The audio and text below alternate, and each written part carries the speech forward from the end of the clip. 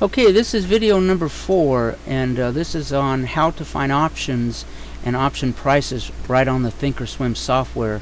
Usually you can find them right on your charts that you're looking at, and they're under the trades tab. I hope you can see this. Here's the trades tab.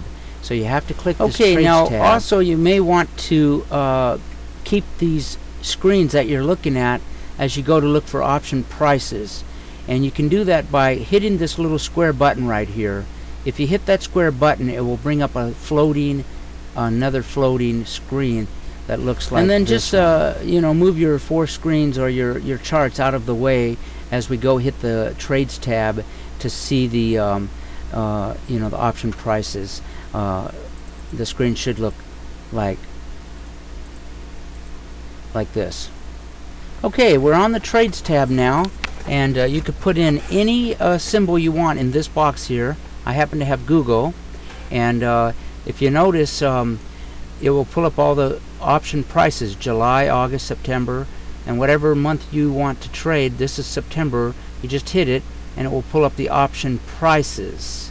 But make sure you look at this last price. Okay, remember we still can pull up our charts if we want to look at them for any reason. This is the Netflix monthly chart, Netflix weekly chart. This is a different style of a weekly chart. And just in case, we want to double check before we make our option purchase price. And so remember, it's just a floating, this is a floating template. You could have it on your left screen or down at the bottom. Okay, always remember to look at this last price. That's the last price of the underlying stock, like Google. It was $5.32, and that will help you to go over here and look at your strike prices. Here's your strike prices. So $5.30 would be about at the money, and at the money. These are your calls over here, and these are your puts over here. Calls are on the left side. So if you wanted to buy a September 5.30, you can just hit highlight the whatever call or put you. Okay, once you you highlight this and right click it, it will bring up a screen to buy it or sell it, and the screen will look like this down here, and it's usually set at limit unless you change that to a default so it pops up on a market or whatever. But if not, this little screen here, you just click it and it will show you what kind of order do you want. Do you want it to be a market order or a limit order? And if you're advanced, you can do these stop limits and trailing stops and so on. But just for right now, this is how you make your order right here. But before you make this order, go over here and make sure how many you want to buy. Make sure that this is on a buy or a sell.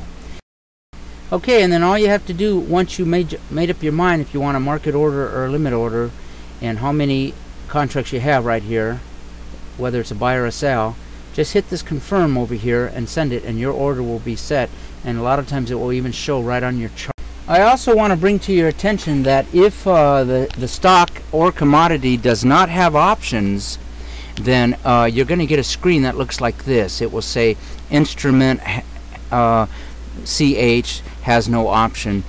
Whatever the stock symbol is, it will show up here. It has no options, and they have no options. Not every stock has options. Okay, remember, if you're looking for options for the commodities, you always have to put in a slash and then the symbol.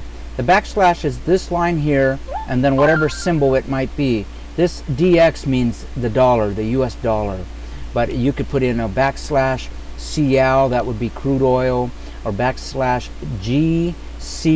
Okay, and then after you bought or sold your options, you can come to this monitor tab right here, and this is where your account is, your working orders, your field orders, or your canceled orders. And down here is what you have going.